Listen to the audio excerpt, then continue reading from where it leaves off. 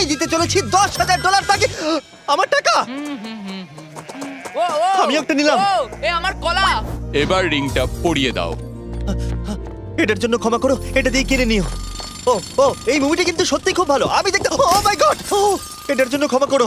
এই শোনো শোনো ধরো ওকে ও কোথায় গেল? ওই ও, দিকে। ওদিকে, ঠিক আছে। দাও।